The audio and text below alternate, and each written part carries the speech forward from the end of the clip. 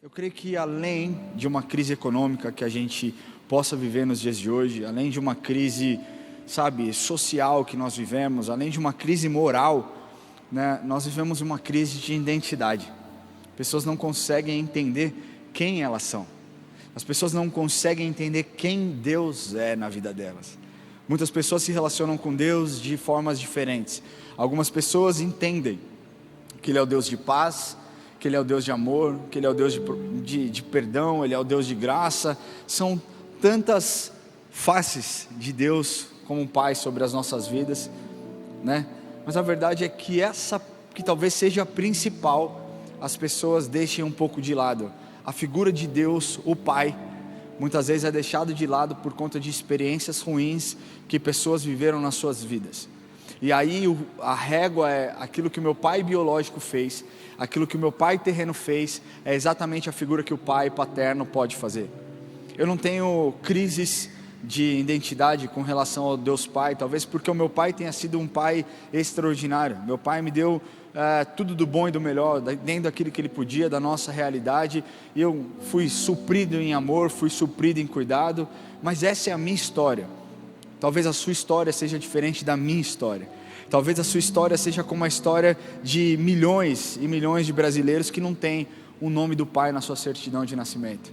Você sabia que no ano de 2013, 5,5 milhões de crianças não tinham o nome do pai na certidão de nascimento? Talvez essa seja a sua história. Talvez essa seja a sua realidade. Só no estado de São Paulo, 750 mil pessoas até 30 anos não possuem o nome dos pais na certidão de casamento, de nascimento. 11,6 milhões de famílias brasileiras são compostas por mãe solo. Essa é a realidade. E toda essa grande tristeza da ausência de um pai, daquilo que o pai deveria ser, deixa eu falar aqui como um pai que sou. Eu entendo o meu papel perante os meus filhos.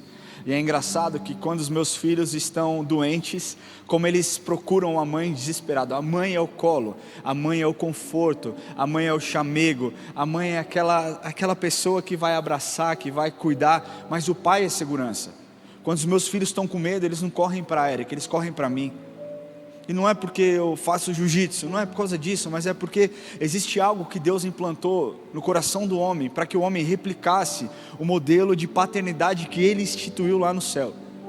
Antes de criar a instituição igreja, antes de criar política, antes de criar qualquer coisa, Deus instituiu a família, Deus criou a família e deu papel muito claro para o homem e para a mulher sobre o que eles deveriam fazer.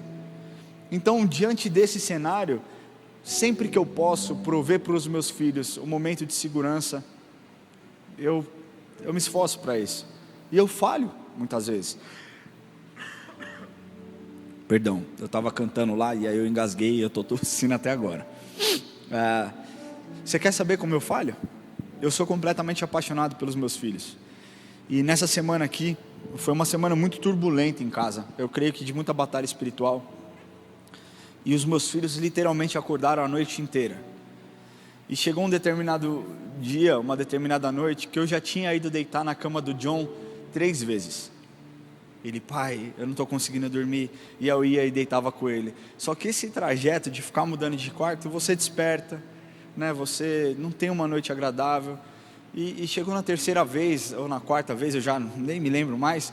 Eu falei, John, pelo amor de Deus, cara, só deita e dorme. Entendeu? Só deita e dorme. Ele falou assim, às vezes eu tenho medo de te chamar à noite porque você fica bravo. Cara, eu perdi o sono na hora, assim, porque se o meu filho não pode contar comigo numa coisa tão pequena, tão boba, tão insignificante para mim, mas que é importante para ele, cara, e nas adversidades da vida? Se eu não posso ser um pai presente e amoroso quando o meu filho tem medo, que dirá quando ele estiver enfrentando uma situação onde ele foi injustiçado, ou até mesmo onde ele cometeu um erro, e vem se abrir para mim, e como que eu vou ajudá-lo nesse momento? E foi uma semana de aprendizado para mim, de lidar com o meu cansaço, de lidar com o estresse, de lidar com toda a frustração da semana, e ainda assim olhar para o meu filho e poder sentar no dia seguinte, olhar nos olhos dele, pedir perdão. Foi o que eu fiz. Falei, John, eu quero te falar uma coisa, você pode me chamar quantas vezes você quiser, eu sempre vou estar disponível para te proteger quando você tiver medo. Sabe, mas talvez essa não tenha sido a sua realidade. Sabe, talvez nem como um pai e nem como um filho. Por isso que Deus, através dessa mensagem de hoje, deseja falar ao seu coração. Porque muitos conhecem a Deus como um Deus criador, Deus Elohim, criador de absolutamente todas as coisas. No mundo, 2,x bilhões de pessoas entendem que Jesus é o Salvador, não é verdade? Mas a falta de entendimento de que Deus é o nosso Pai é o que tem nos afastado de nos relacionarmos plenamente com Ele. É sobre isso que eu quero falar no dia de hoje. Primeiro, que quando Deus se revela como um Pai, nós precisamos entender que Ele não é como o dono de um banco. Sabe, às vezes é muito engraçado, quando eu trabalhava no meio corporativo, era engraçado como os gerentes de banco iam até nós e queriam nos bajular, queriam ganhar até nossa atenção, queriam nos dar coisas. Olha, faça esse investimento aqui, aplique o seu dinheiro aqui, nossa, invista aqui, pegue um empréstimo. Era impressionante como tudo aquilo ali que parecia bom, tinha algo por trás que só beneficiava o banco. E por muitas vezes nós caímos nesse discurso, porque nós precisávamos, mas Deus não faz dessa forma. Deus não te dá algo esperando que você retribua na mesma moeda, porque é impossível, é incompatível. Nós não temos a capacidade de devolver ao Senhor tudo aquilo que Ele tem feito. O salmista diz: o que darei ao Senhor por tudo que tem feito? É difícil nós retribuirmos da mesma medida, mas nós precisamos entender que, na verdade, Deus não espera que você retribua como nós retribuímos com o banco, como nós retribuímos com outras pessoas. Favor, Deus não quer o seu favor, Deus quer o seu coração. Deus quer que você entenda que, a despeito das suas dores, Ele não mudou. Independente das suas perdas, Ele continua sendo bom. Ele deseja que você tenha essa maturidade de entender e falar para a sua alma: alma, se aquieta, se acalma, porque o meu Deus está trabalhando. Sabe, quando Ele nos ensina a orar o Pai Nosso, sabe, antes de falar a respeito do pão, da provisão, Ele nos ensina a dizer: Pai Nosso, Pai Nosso que estás no céu. A primeira parte dessa oração é a respeito de Pai Nosso, mas sabe, Jesus entendeu a respeito disso. Jesus entendeu a respeito desse caráter do Senhor. Sabe, então quando Ele ora na multiplicação dos pães, Ele agradece ao Pai. Jesus, no capítulo 30 do Evangelho de João, Ele diz que não buscava fazer a vontade dEle, mas a vontade do Pai. Jesus, quando ia orar, ensinar o povo a orar, Ele disse: comece o Pai Nosso que estás no céu. E quando nós entendemos que Deus é o nosso Pai, nós somos resgatados. E segundo aquilo que Romanos diz, lá no capítulo 8, versículo 15 e 17, nós somos adotados e tornamos então cordeiros com Cristo. Romanos 8, 15 a 17 diz: porque não recebestes o espírito da escravidão, para viverdes outra vez atemorizados, mas recebestes o espírito de adoção, baseado no qual clamamos: Abba, Pai. O próprio Espírito testifica com o nosso espírito que somos filhos de Deus. Ora, se somos filhos, somos também herdeiros, herdeiros de Deus e co-herdeiros com Cristo. Se com Ele sofremos, com Ele também seremos glorificados. É nesse lugar que nós estamos. Muita gente acredita que tem recebido as bênçãos do Senhor porque tem pedido certo. Parte sim, porque a Bíblia nos ensina que muitas vezes nós não recebemos porque ou não pedimos ou porque pedimos errado. Mas é mais do que isso, você recebe porque além do seu pedido talvez ter sido bem direcionado, você pertence à família do Senhor. E como um bom pai que Ele é, Ele quer te dar o melhor. Como um bom pai que Ele é, Ele quer te dar o melhor. E deixa eu te falar uma coisa: o meu filho não precisa implorar para mim comida. O meu filho não precisa implorar para mim amor. O meu filho não precisa implorar para mim cuidado. O meu filho não precisa implorar para mim atenção. O mesmo você não deve fazer para o Senhor, e você não precisa fazer para o Senhor. O que você precisa é confiar quem Ele é. Você precisa verdadeiramente entender que Deus é o nosso Pai. Sabe? Você precisa entender que Deus não dá o que sobra aos seus filhos. Ele te dá o melhor. Lucas 11:13 mostra isso. Mostra esse contraste poderoso. Diz assim: qual dentre vós é o pai que, se o filho lhe pedir pão, lhe dará uma pedra? Ou se pedir um peixe, lhe dará em lugar de peixe uma cobra? Ou se lhe pedir um ovo, lhe dará um escorpião? Ora, se vós que sois humanos sabeis dar boas dádivas aos vossos filhos, quanto mais o Pai Celestial dará o Espírito Santo àquele que lhe pedirem. Sabe? Olha o que Deus está te dizendo. Deus não age por engano. Deus não brinca com você. Deus não fala: filho, eu vou fazer, e aí de repente tira o pé e fala: te enganei. Cara, Deus não joga o jogo da vida como muitas vezes nós jogamos. Deus não te descarta por conta de um erro. Deus não te descarta por conta do seu passado. Deus não te descarta por conta dos rótulos que as pessoas colocam sobre você por conta dos seus erros e das suas escolhas ruins. Deus não te descarta. Deus trabalha com abundância e não com migalhas. Caso trabalhasse só com migalhas, que Deus seria esse? Deus é o Deus da abundância. Sabe, o modus operandi de Deus não é ficar colocando seus filhos na escassez, no medo, na insegurança emocional. Esse é o trabalho do diabo. A pergunta que você tem que fazer não é se Deus é capaz de suprir as suas necessidades. A pergunta que você precisa fazer é se você crê que Deus é capaz de suprir as suas necessidades, porque Ele é capaz. Ele pode fazer.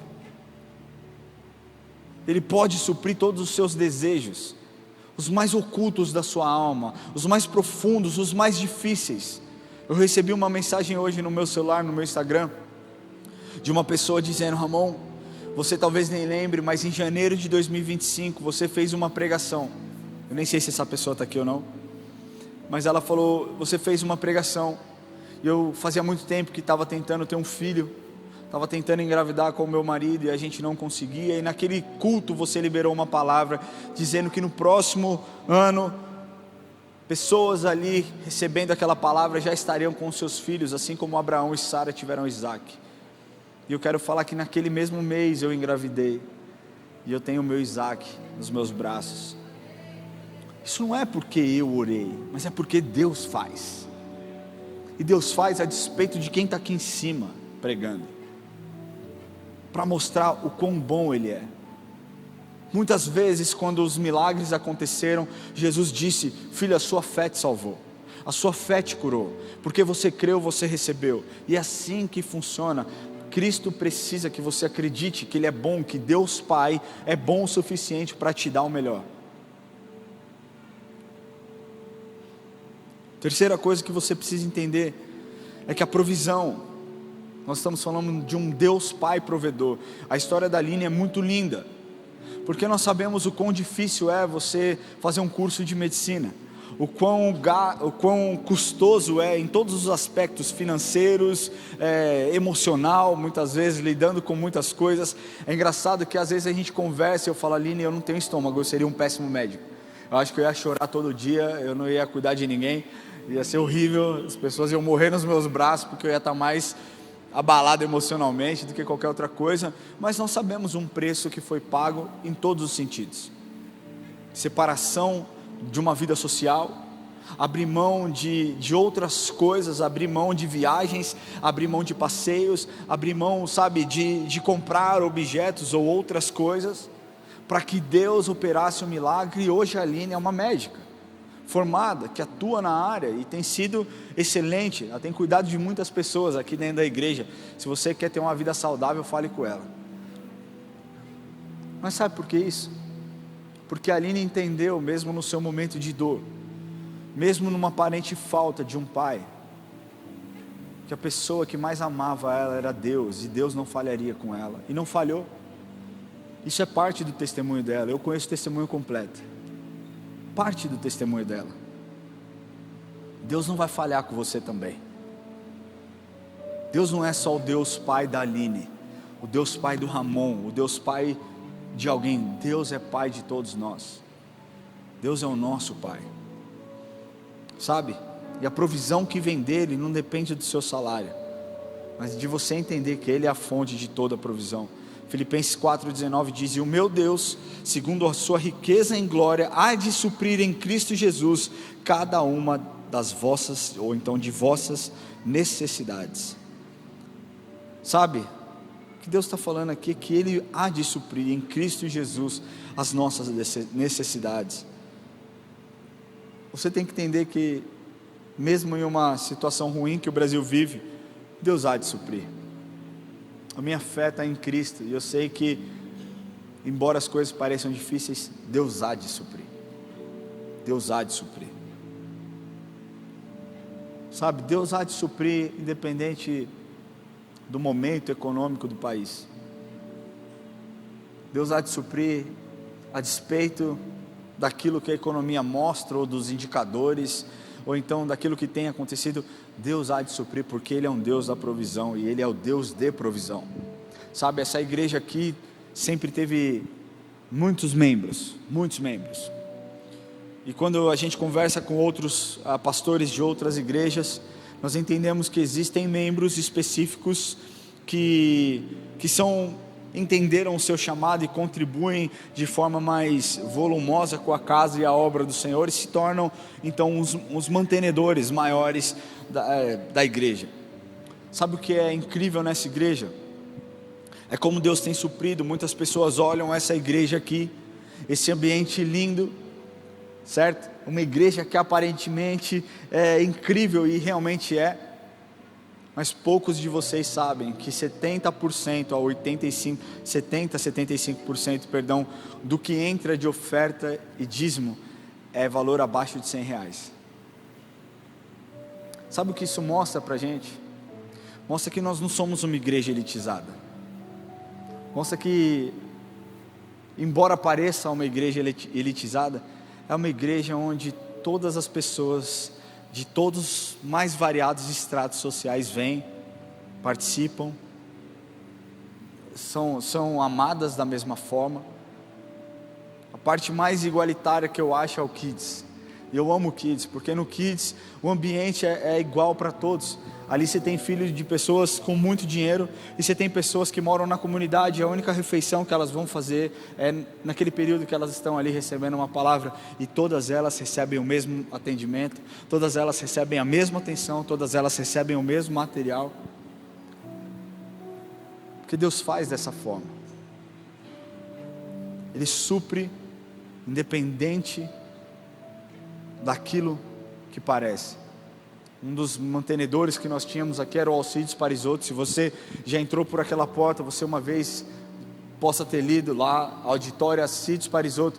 Alcides Parisotto foi uma das pessoas que mais investiu nesse ministério. Mas nós nunca dependemos de um homem só, porque nós sempre entendemos que a nossa dependência é do provedor dos céus. E Ele tem feito isso, e Ele vai continuar fazendo isso. Para que a sua igreja avance, para que as obras continuem, Ele vai continuar fazendo, independente do mercado, independente da economia, independente da sua motivação, Deus vai continuar fazendo, sabe? E Ele suprirá segundo as suas riquezas em glória. Se está passando por uma dificuldade, entenda uma coisa: o céu nunca entra em recessão, o céu nunca entra em colapso, o céu nunca perde valor como as moedas humanas perdem. A primeira viagem que eu fiz para os Estados Unidos, eu tinha 20 anos. E eu lembro que o dólar era 1,60. Que legal ir para lá com o dólar a 1,60. A moeda deles desvalorizada, a nossa valorizada. Hoje é o oposto. A nossa não vale nada. Para você comprar um café no mercado, você pena. Para você comprar gás na sua casa é caro, para você comprar um saco de arroz é um absurdo. A nossa moeda não vale muita coisa e a moeda deles valorizada, mas embora isso mude, o que não muda é aquilo que está no céu. Nunca perde valor. Eu quero falar uma coisa para você que talvez entenda que toda a sua fonte de provisão e segurança está no seu trabalho. Eu quero te falar que sua fonte de segurança não pode ser a sua empresa, não pode ser o seu emprego, não pode ser a sua posição no mercado, sabe, não pode ser os investimentos que você tem. Sua fonte de provisão precisa ser Deus, porque Deus precisa estar no lugar que lhe pertence. Não coloque Deus como alguém secundário dentro das suas finanças. Não dá para você tirar aquilo que Deus pode fazer de quem Ele é. Sabe, não dá para você listar e falar: Senhor, o Senhor é o Senhor da minha vida, na minha área sentimental, na minha área emocional, mas nas minhas finanças, pode deixar que eu cuido. Não funciona assim, não vai dar certo. Quando Deus é a fonte, os recursos até podem mudar, mas eu quero te falar que o suprimento nunca acaba. A botija de azeite sempre vai estar cheia, porque Ele é o Deus que faz. Quarta coisa que você precisa entender é que Deus não é apenas o Deus do suficiente, mas o Deus do dobro, o Deus da abundância. E ao longo das Escrituras nós podemos ver como Deus se revela como um Deus de muito mais do que pedimos ou então pensamos. Quando nós lemos a história de Jó, nós vemos que Jó era um homem bom, Jó era um homem excelente, Jó era um homem temente a Deus. E Satanás diz para Deus: Jó só é assim porque ele tem tudo. Jó só é tão fiel ao Senhor porque ele tem tudo, nada lhe falta. Então Deus permite com que Satanás toque e tire as coisas de Jó, mas não tire a sua vida. Jó permaneceu fiel, Jó permaneceu resiliente, mesmo a sua esposa dizendo: Jó, você está maluco? Amaldiçoa o seu Deus e morre. Ele se mantém firme. E o que Deus faz na vida de Jó é algo extraordinário. Restituição em dobro após toda a sua aprovação. Depois de mais de 400 anos escravos no Egito, quando Deus liberta o povo através de uma libertação extraordinária, maravilhosa e milagrosa, o povo não sai do Egito de mãos abanando, o povo sai do Egito com riqueza, porque eles voltam e começam a pedir para os egípcios: me dê ouro, me dê prata, me dê os seus animais, me dê aquilo que você tem. Isso por uma ordem dada por Deus. E os egípcios, atemorizados, com medo, só querendo que eles fossem embora: leva, o que você quer? Pode levar, sai. Depois de mais de 400 anos de escravidão, o povo do Senhor ganhou muita prosperidade, levou muita prosperidade para Israel. Ele é o Deus que faz e dá 100 vezes mais, como fez com Isaac. Quando Deus multiplica os pães, a Bíblia diz que 5.000 homens estavam ali sentados, já numa hora avançada, já numa hora, sabe, onde o sol estava se pondo, as coisas já estavam fechando, não existia recurso financeiro para que eles comprassem, nem lugar para que eles comprassem toda a provisão. Então Jesus pergunta: o que tem aí no meio? De repente um jovem levanta e fala: eu tenho 5 pães e 2 peixes. Como seria possível multiplicar 5 pães e 2 peixes para alimentar uma multidão de 5.000 homens? Só homens, mais mulheres e crianças. Eu já disse aqui um estudo que alguns apontam no mínimo 7.000 pessoas, e outros mais otimistas até 14.000 pessoas. Então vamos olhar no lado otimista: 14.000 pessoas. 5 pães e 2 peixes não alimentariam a nós aqui, 1.000 pessoas. Quanto mais 15.000, 14.000 pessoas. Só que quando nós olhamos essa história, quando nós pensamos a respeito dessa história, a gente acha que de repente tinha um montão de peixe, que tinha um montão de pão e de pães, e que aí era isso, as pessoas vinham servindo. Não. Nós precisamos entender, e a minha leitura é conforme os discípulos iam tirando e dando.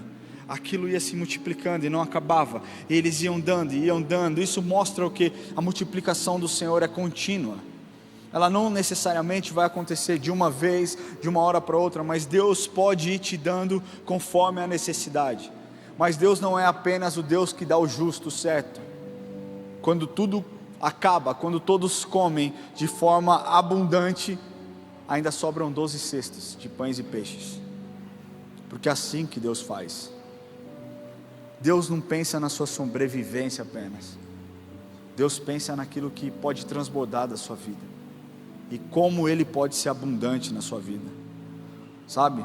Provisão dobrada não é um luxo, é uma ferramenta, e Deus pode dobrar a provisão na sua vida para que você quite as suas dívidas, para que você abençoe outras famílias, sabe? O ano passado para mim foi um ano muito especial, que eu senti o cuidado de Deus de um jeito muito, muito, muito, muito especial. Nós somos pastores, nós temos o nosso salário, e eu não fico fazendo agenda fora para ganhar mais dinheiro. O Diego também não faz, nenhum pastor daqui dessa casa faz isso.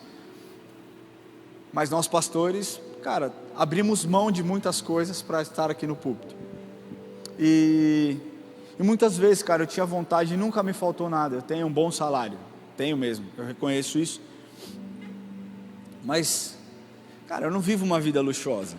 Eu já vivi lá atrás essa vida quando eu tinha a minha empresa, quando eu mesmo era o meu patrão, e eu podia fazer o que eu queria, quando eu queria, do jeito que eu queria, eu dava o que eu queria para o meu filho, eu viajava a hora que eu queria, e eu decidi abrir mão de tudo isso para seguir do ministério.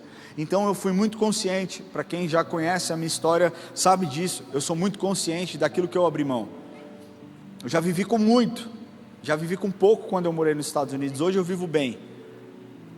Mas eu falei um dia para o Senhor: Senhor, eu tenho saudade de entrar dentro de um shopping, olhar algo e não precisar fazer conta se eu posso ou não posso comprar, simplesmente comprar.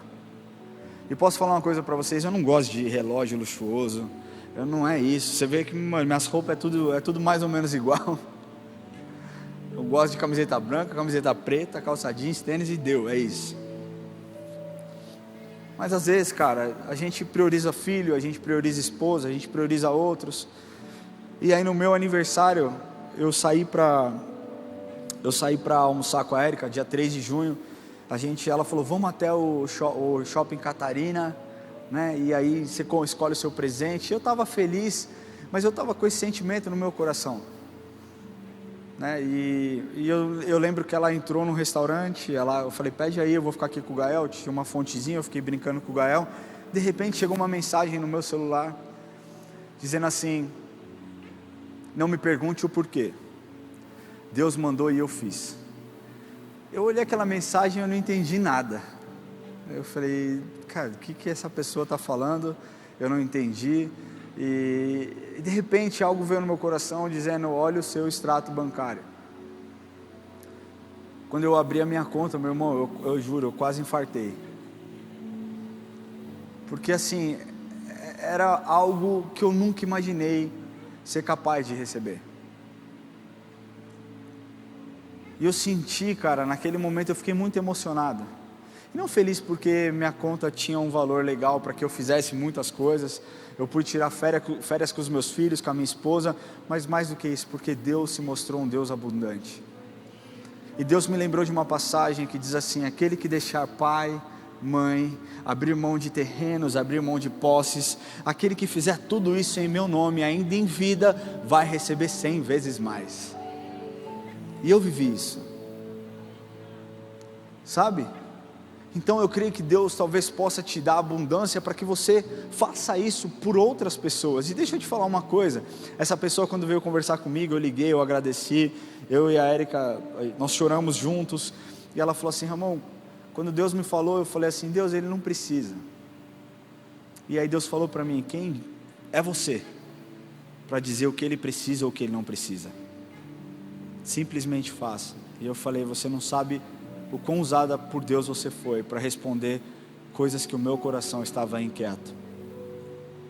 sabe? E é isso, Deus, eu creio que vai te estabelecer em lugares e pode te colocar em lugares para que você abençoe outras famílias, para que você abençoe pastores, para que você abençoe ovelhas que caminham com você, pessoas que trabalham com você. Deus deseja fazer isso porque a porção dobrada não é luxo, é uma ferramenta para que você seja abençoado, mas abençoe outras pessoas também, sabe? Para financiar a obra de Deus. Família, deixa eu falar uma coisa para vocês. Nós acabamos de fechar um contrato de cesta básica essa semana. O valor de cesta básica, vocês nem imaginam quanto que é, mas nós distribuímos quase que 250 a 300 cestas por semana. Isso tem um custo, e quem tem financiado isso é a igreja de Cristo. São vocês que têm diligentemente ofertado no altar, colocado o seu dízimo e a sua oferta. E deixa eu falar uma coisa, embora a economia seja ruim, embora o momento não seja bom, não deixe de dizimar e ofertar, porque isso Deus espera que você faça, para que a casa do Senhor se mantenha, para que outras pessoas sejam ministradas. Nessa quarta-feira aqui eu estava entrando, o Carlinhos estava ministrando, fazendo apelo de salvação. Para quem nunca veio num culto de quarta-feira, de entrega de cesta básica, você está convidado, vem aqui ver como funciona. Pessoas humildes, vindo de todos os lugares de São Paulo, vindo do interior de São Paulo buscar uma cesta básica, que para você não significa nada talvez, mas para essas pessoas é o que elas vão ter no mês para comer. E o Carlinhos estava aqui ministrando, e quando ele fez o apelo, 20% das pessoas estavam aqui e se entregaram para Jesus. É isso que essa igreja faz. Ela cuida dos órfãos, ela cuida das viúvas, ela dá o alimento físico, mas também alimento espiritual. E Deus pode levantar você de forma abundante, para que você seja um contribuinte com a casa e com a obra do Senhor, com as necessidades, para expandir o trabalho da igreja, sabe? Mas existem dois extremos perniciosos na visão da igreja sobre o dinheiro. Primeiro, a teologia da prosperidade, que foca nas bênçãos, principalmente no dinheiro. Eu fiz uma série no culto de quinta, o ano passado,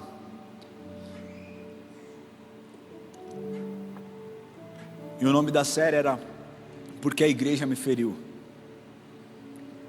E essa série eu falei sobre as teologias erradas que foram pregadas e ensinadas e deturpadas, e como isso machucou tantas pessoas. Quando eu fui estudar a respeito da teologia da prosperidade, quando ela veio para o Brasil lá na década de 80, final da década de 80, começo da década de 90, cara, o conceito era incrível, era extraordinário. Falava a respeito de 3 pilares basicamente: prosperidade financeira, cura e libertação. Quem não quer prosperidade financeira, ter uma vida saudável e também ser liberto de opressão demoníaca? Tudo isso embasado biblicamente. Só o que acontece, quando veio para cá, começou-se a adaptar a essa teologia, começou a criar um jeito, uma forma de manipulação.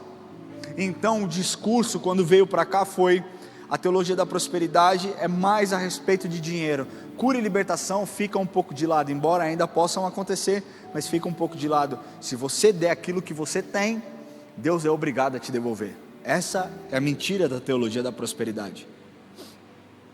Você tem um carro, dê o seu carro no altar, que Deus vai te dar um carro melhor ainda.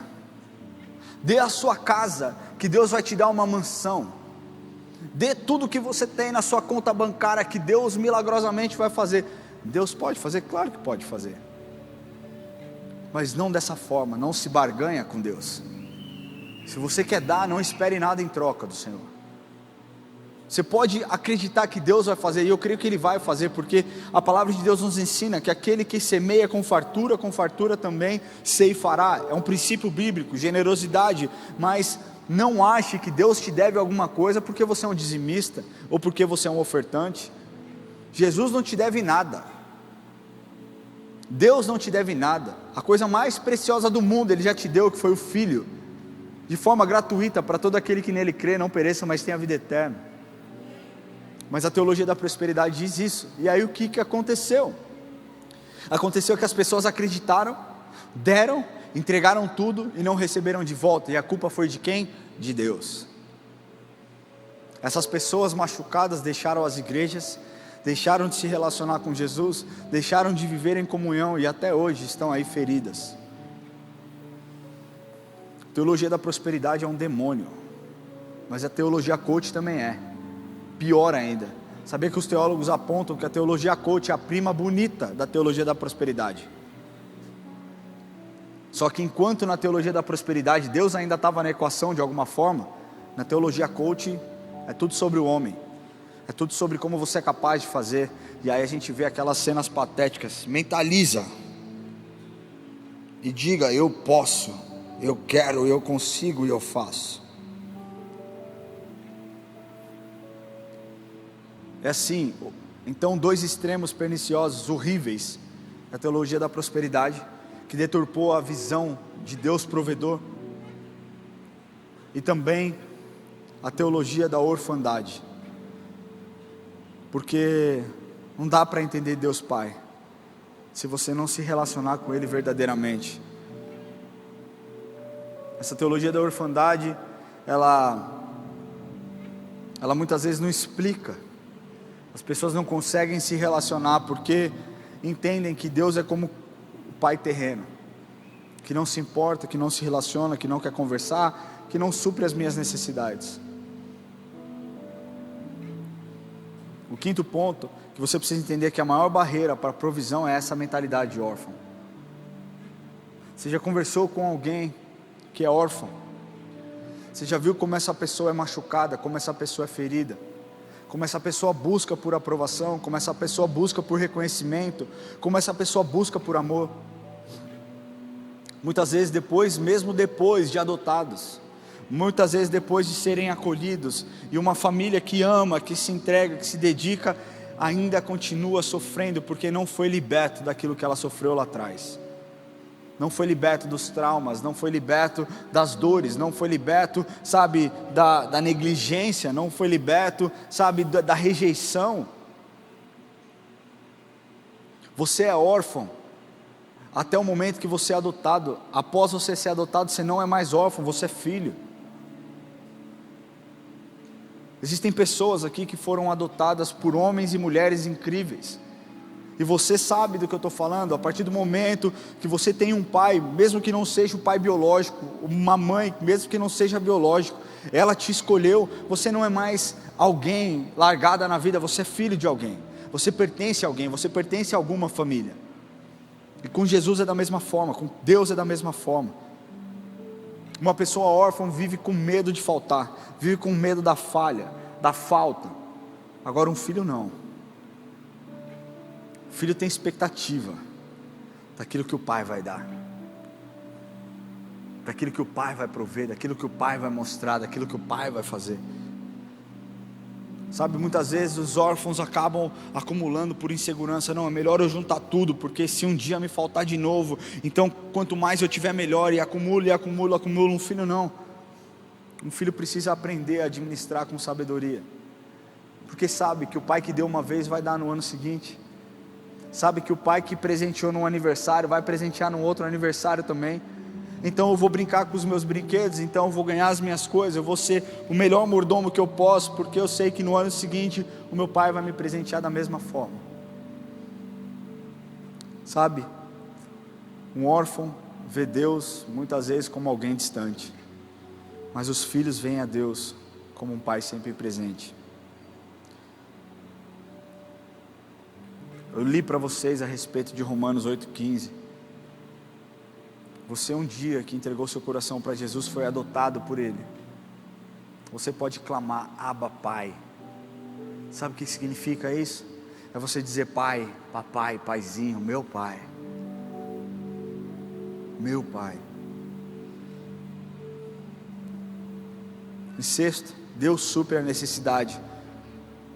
Claro que supre, mas Ele honra a obediência. Provisão não é apenas uma promessa do Senhor, é um princípio sobre a sua vida. Como que Deus vai falar, como que você vai falar para os outros a respeito do Deus provedor, se você não experimentar isso na sua vida? Primeiro momento que nós temos contato com esse Deus provedor, talvez seja no momento da nossa salvação. Deus deu o seu único filho, para todo aquele que nele crê não pereça, mas tenha a vida eterna. Ele entregou o seu filho. Sabe, Deus não financia desordem, Deus sustenta propósito.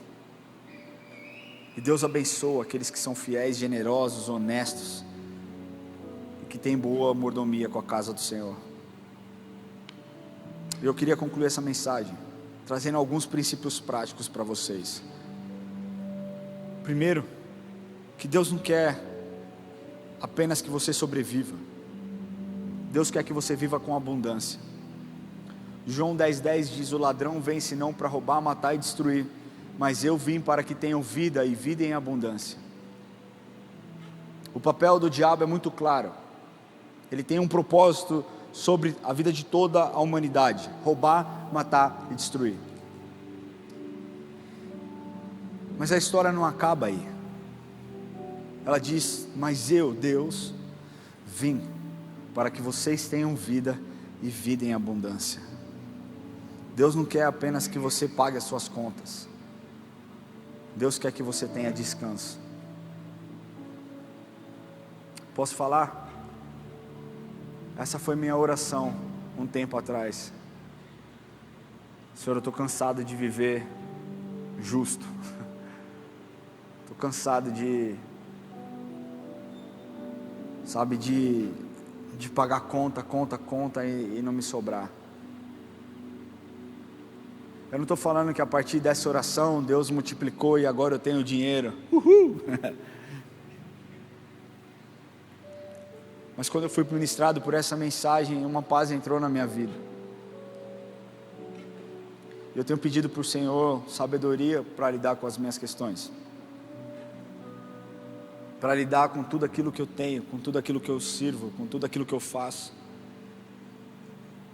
Sabe, Deus não tem o mínimo para você, Deus tem abundância na sua vida e na minha vida. Sabe, Deus não quer que você apenas receba, Deus quer que você também seja um canal de bênção para outras pessoas.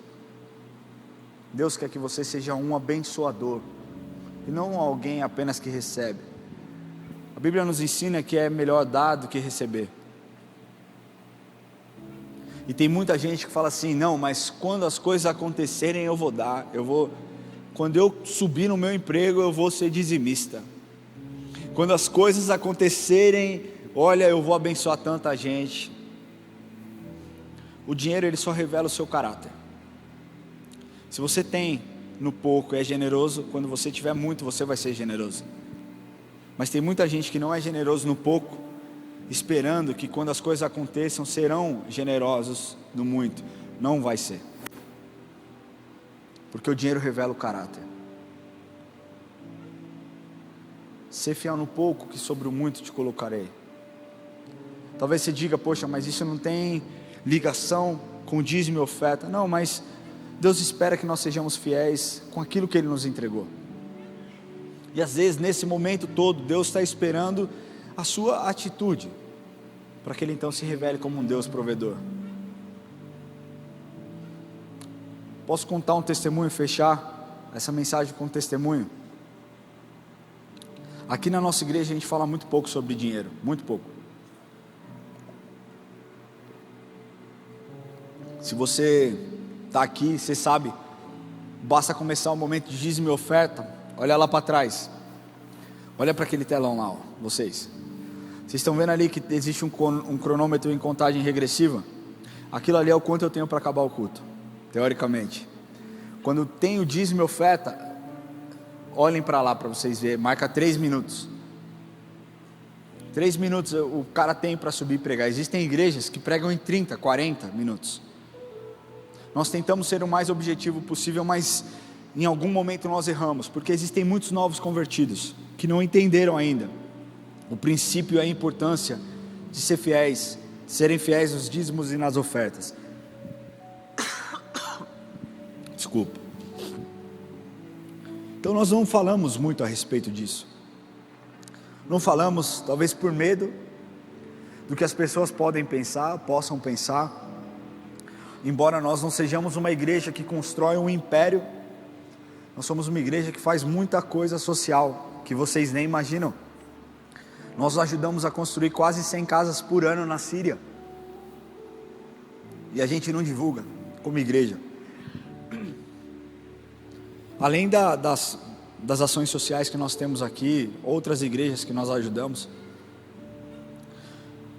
Por que eu estou falando isso? Porque eu acho que é importante nós trazermos à luz algumas coisas. Por nós não falarmos de dízimo, as pessoas se travam. Dinheiro é uma questão para quase todo mundo. Quase todo mundo, porque é difícil, né? Você trabalha, você sabe como é. Quando eu morava nos Estados Unidos, eu vivia contado. Eu lembro que por semana a gente separava o envelope da primeira semana, da segunda semana, da terceira semana e da quarta semana. Pensa, eu tinha uma empresa e ela me dava muito dinheiro. E quando eu deixei tudo para trás, eu deixei tudo para trás mesmo. Eu abri mão de todo. Não é que tudo deu errado e eu virei pastor. As pessoas às vezes entendem totalmente errado, né? Eu estava no meu melhor momento dentro da empresa, para ir para um lugar onde Deus, cara, me moeu, mas eu estava muito feliz. Mas era envelopinho, gente. O que eu posso gastar na primeira semana, o que eu posso gastar? Se eu gastasse mais na primeira, eu tinha que tirar de algum lugar e fazer conta, para que a conta fechasse no fim. Eu não tinha crédito lá. E eu lembro de um dia estar no culto e Deus falar assim para mim: esse mês, você vai ofertar $100 a mais todo domingo. Eu falei: Senhor, o Senhor sabe a minha condição, o Senhor sabe que eu sou obediente, mas o Senhor sabe que essa conta não vai fechar. Ela não vai fechar porque se eu der 100, são 400. 400 é basicamente o que eu tenho para viver na semana. Não tenho como fazer mercado, porque lá a gente fazia mercado semanal, né, para ter menos desperdício, e também a gente morava num lugar que não era tão grande, não dava para estocar tanta coisa. Cara, e Deus simplesmente falou: faça, e eu fiz, comecei a fazer. A Érica sempre foi muito despojada com isso: vamos embora, vamos fazer, faz, estamos juntos, vai dar certo. E eu fiz a primeira semana, eu fiz a segunda semana, eu fiz a terceira semana, e eu comecei a pensar: para eu fechar a conta eu vou ter que pedir dinheiro emprestado para alguém. E eu falei: poxa, eu vou falar com meu pai. Eu tenho liberdade com meu pai para falar isso. Eu posso falar com meu sogro. Mas Deus falou: você não vai falar nada com ninguém, você vai deixar eu fazer. Fica quietinho aí. E eu lembro que o Lamartine estava indo para os Estados Unidos, e ele me chamou a gente para ir, nós fomos, e nós encontramos o Alcides lá. E ele perguntou para mim: como é que as coisas estão indo? Eu falei: poxa, maravilhoso, estou aqui e tal. E aí ele perguntou: como que é abrir mão de tudo? Eu falei: cara, eu fiz exatamente o que a maioria dos pastores, o mesmo caminho que a maioria dos pastores abriu mão de algo para estar aqui, né, ou para estar em qualquer igreja. E é desafiador. Os 3 primeiros meses eu só me perguntava o que eu fiz, né? Foi terrível, mas amém, Deus é bom. E ele falou: olha, eu quero te dar uma oferta, eu quero ser um mantenedor seu até o fim do seu curso. Eu quero te dar $1.000 a mais todo mês. E cara, eu falei: nossa, é muito mais do que eu ofertei, muito mais do que eu semeei. E a abundância do Senhor veio sobre a minha vida, que eu pude fazer viagens com o Enzo lá para lugares que eu nunca imaginei que eu poderia ser capaz de fazer. Por quê? Porque eu fui fiel a um pedido do Senhor. E eu não estou aqui fazendo isso para que você seja movido pelo seu lado emocional, mas para te trazer a consciência de que Deus, Ele é provedor, Ele é o nosso Pai provedor. Ele é o nosso Pai provedor. Eu não sei onde você tem colocado a sua segurança, onde você tem colocado as suas expectativas, mas o que eu sei é que quando nós estamos com Deus, nós nunca estamos sozinhos. Sabe, você não é órfão. Você precisa aceitar que você é filho de Deus, e como filho Ele quer te dar o melhor. Mas para isso você precisa falar com Ele. Você precisa pedir, você precisa obedecer. Queria pedir que você feche seus olhos onde você estiver.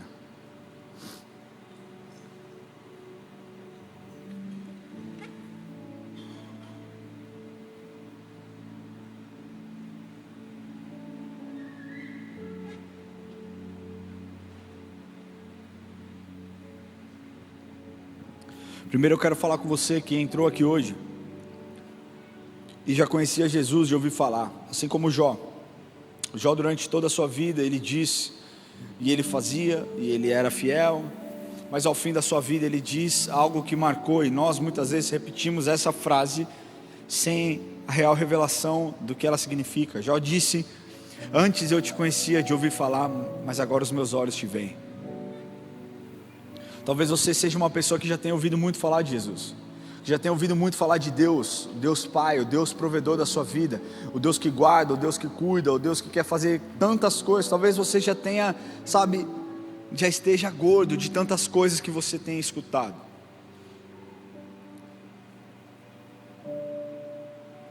Mas escutar não te gera e não te garante intimidade.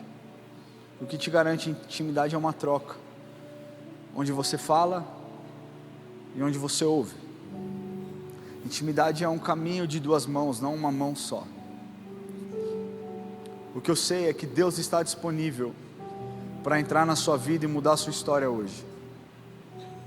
Mas a contrapartida é que você se coloque à disposição e coloque o seu coração à disposição do Senhor para que Ele faça algo. Esse é o primeiro passo para que você entenda o amor de Deus Pai. Reconhecer que Ele é o único capaz de te salvar. Jesus morreu na cruz por você. E quem entregou Jesus, quem ordenou que Jesus viesse ao mundo em forma de homem para nos resgatar, foi o Deus Pai. E quando nós entendemos que Jesus Cristo é o nosso Salvador, tudo muda. Porque esse sentimento de vazio, esse sentimento de falta de paternidade, ele entra na sua vida e você é tomado. Eu não estou falando de que você vai esquecer das suas tristezas, de que você vai deixar para trás aquilo que você viveu. Eu quero te falar que você vai entender e vai ter maturidade de saber que Deus Pai não é como seu pai terreno, que Ele é infinitamente melhor, Ele é infinitamente melhor do que o seu pai. E embora o seu pai tenha falhado, Ele nunca vai falhar com você, nunca. Então eu quero convidar você que nunca entregou o seu coração para Jesus. Se você deseja fazer hoje, entregar o seu coração, e não é um convite para uma religião, não é um convite para uma membresia, é um convite para que você diga: Senhor, hoje eu entendo que o Senhor é o Deus que eu sempre procurei, e só existe um caminho para eu chegar até o Senhor, é reconhecer Jesus como meu Salvador. Então, se é isso, para que nós estabeleçamos um relacionamento, eu e você e eu, toma aqui o meu coração. Se você deseja entregar o seu coração para Jesus, levante a sua mão onde você estiver, e eu quero orar com você. Glória a Deus pela sua vida. Existe mais alguém aqui que deseja entregar o coração para Jesus? Hoje é o dia do Senhor curar a sua vida. Hoje é dia do Senhor mudar a sua história. Glória a Deus pela sua vida. Hoje é dia do Senhor derramar algo sobre você, onde você nunca mais vai se sentir sozinho. Sabe, Paulo, nos seus momentos mais sinistros, mais bravos, mais solitários, ele não estava sozinho, porque Deus estava com ele. Quando ele estava preso naquela prisão em Cesareia, Deus estava com ele. Quando ele estava preso na ilha de Patmos, Deus estava com ele. Quando Deus se revela, Deus se mostra, você é cheio da presença, você entende que nunca mais você estará sozinho. Pode vir luta, pode vir dificuldade, elas virão, é um fato. Mas você não estará sozinho. Deus estará com você. Se você deseja aceitar Cristo como seu Senhor e Salvador, levante a sua mão e eu quero orar com você. Se você puder ficar em pé no seu lugar, para que eu te enxergue. Existe mais alguém? Se você deseja entregar o seu coração, glória a Deus pela sua vida. Se você deseja entregar o seu coração, sai do seu lugar e vem aqui à frente, nós vamos orar juntos.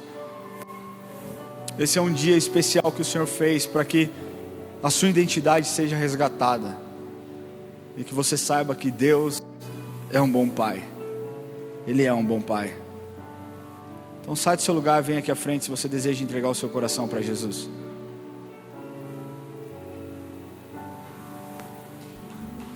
Glória a Deus.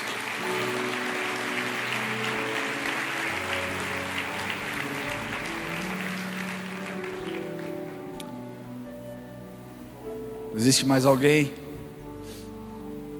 Eu não tenho pressa para passar por esse momento, porque eu acho que é o momento mais especial da vida de alguém que vai começar uma caminhada com o Senhor.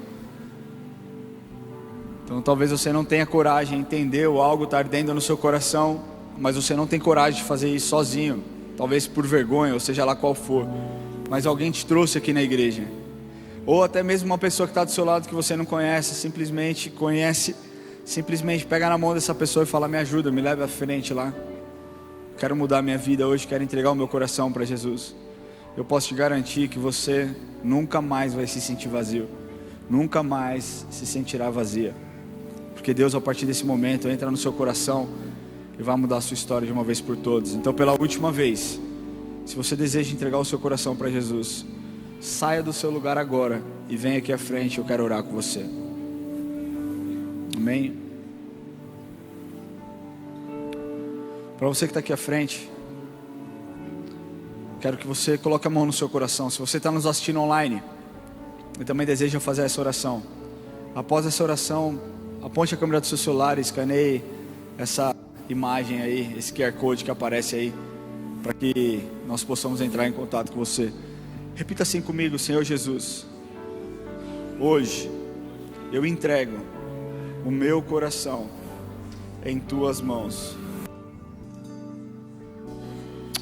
Eu confesso o Senhor como o meu Senhor e o meu único Salvador. Perdoa os meus pecados, Jesus. Escreve o meu nome no livro da vida. Espírito Santo, toma a minha mente, toma o meu coração e muda a minha história, em nome de Jesus. Pai, eu oro pelos meus irmãos e pelas minhas irmãs. Deus, eu oro para que eles tenham a revelação de quem o Senhor é na vida deles. Sabe, Deus, alguns aqui entraram quebrados, desanimados, desamparados, Senhor, sem esperança. Que eles possam encontrar tudo aquilo que eles procuram no Senhor, Deus. Que eles possam ser cheios hoje do seu amor, que eles possam ser cheios hoje da sua graça, que eles possam ser cheios hoje, Senhor, da sua bondade. Deus, tantos pensamentos ruins que talvez estejam passando pelas suas mentes, que eles possam ter um tempo de paz, de alívio e renovo, que somente o Senhor é capaz de fazer, Senhor. Eu oro, Deus, para que o Senhor mova, Senhor, aquilo que precisa mover. Eu oro para que o Senhor tire aquilo que precisa ser tirado.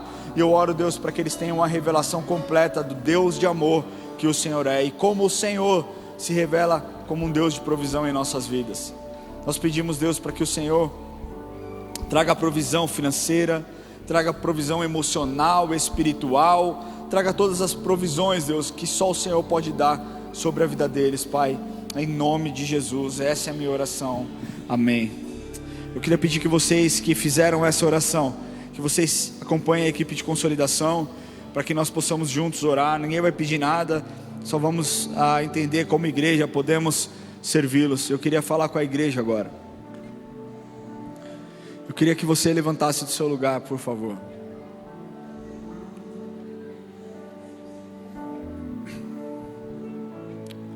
Geralmente nós provamos o Deus de provisão quando mais precisamos. Eu lembro que eu vi um vídeo uma vez de um homem. O filme chama Mully, M-U-L-L-Y. E esse filme está disponível, acho que no Amazon Prime, alguma coisa assim. É a história real de um homem queniano. E ele era um cara muito influente, ele era um homem extremamente rico, ele coordenava todo o transporte do Quênia, ele tinha aviação, empresa de aviação, empresa de transporte aéreo. Quando ele é tomado pelo Senhor, ele começa a resgatar crianças em situação de rua e adotá-las mesmo, dar o nome para aquelas crianças. E sabe, e a história é linda porque ela é real, ela mostra que dentro desse lugar, dessa grande família, são mais de, centenas de crianças que foram adotadas, inclusive com o nome dele nas suas certidões de nascimento. Existem hoje médicos, existem hoje advogados, existem atletas olímpicos do Quênia que foram resgatados por esse homem. Mas esse homem, em certos momentos, faltou provisão, porque ele abriu mão de todos os seus bens para cuidar daquelas crianças, comprou um terreno num lugar fora. E essa história mostra que em um determinado momento as crianças começaram a morrer, porque a água do Quênia ela não era tratada, ela era uma água poluída, e ele começa a ter uma crise muito séria, ele começa a sofrer muito, ele chora muito pela vida daquelas 2, 3 crianças que morreram por conta daquela situação, e ele pensa que a única forma de acontecer um milagre do Senhor era vir uma chuva. Só que no Quênia aquilo não acontece, aquilo não aconteceria. Então Deus dá estratégias para que eles comecem a construir um rio, e uma ponte, e dentro daquela ponte um rio passaria por baixo. Ele fala: Senhor, é impossível, e Deus mostra o lugar para que eles cavassem um poço. Aqui você cava um poço, e mostra o vídeo, essas pessoas cavando o poço, e o poço assim, um buraco enorme, nada de água, quando de repente sai água, e sai água, e jorra água, existe aquela grande festa, e com a água daquele lugar, o homem começa a plantar árvores, mudas de árvores, e começa a fazer plantações. Meu irmão, ele mudou todo um ecossistema no Quênia, e naquela região começou a chover, muitas árvores, num lugar deserto, Deus mandou chuva e as crianças pararam de morrer. Muitas vezes a provisão não necessariamente é a sua conta bancária estourando, é aquilo que você precisa em abundância. Sabe, seria muito fácil se todo mundo tivesse muito dinheiro, seria muito fácil se você fosse rico, se você contribuísse com a casa do Senhor para que outros fossem ricos. Mas deixa eu te falar uma coisa, muitas vezes a gente acha que o dinheiro é a solução é nós colocarmos os nossos joelhos diante do Senhor e falar: Senhor, eu reconheço que a provisão vem do Senhor, porque existe muita gente rica, com muito dinheiro, que tem absolutamente tudo, mas que não tem nada. E existem pessoas dentro das comunidades, que aos olhos humanos não tem nada, mas tem tudo, porque tem Cristo no coração. E é isso que nós precisamos entender, que a verdadeira alegria de um homem não é ter uma conta bancária cheia, mas é ter a certeza de que um dia foi encontrada por Jesus. Então você no seu lugar, eu queria que você tirasse um tempinho para você falar com o Senhor. A gente não vai cantar, a gente vai fechar, encerrar os barulhos externos, para que você fale com o Senhor no seu lugar, e para que você fale: Senhor, o Senhor é a minha provisão, e do Senhor vem a minha provisão. E você pode falar com Ele, porque você é filho, e um filho precisa falar para o pai as suas necessidades. Talvez seja o momento de você falar: Senhor, eu não aguento mais viver contado, eu não aguento mais, eu preciso de um alívio, eu preciso de um respiro. E o Senhor vai te dar estratégias, o Senhor vai abrir caminhos, o Senhor vai fazer caminhos. Mas eu queria que nesses próximos 30 segundos você falasse com Deus. Feche seus olhos, fale com o Senhor.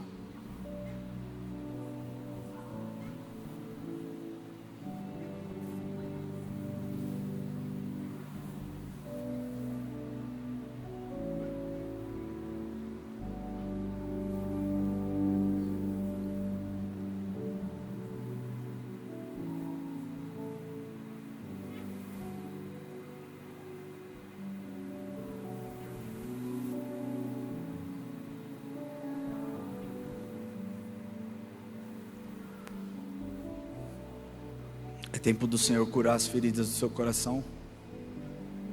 É tempo do Senhor preencher uma lacuna que aí talvez ainda exista, de um pai presente.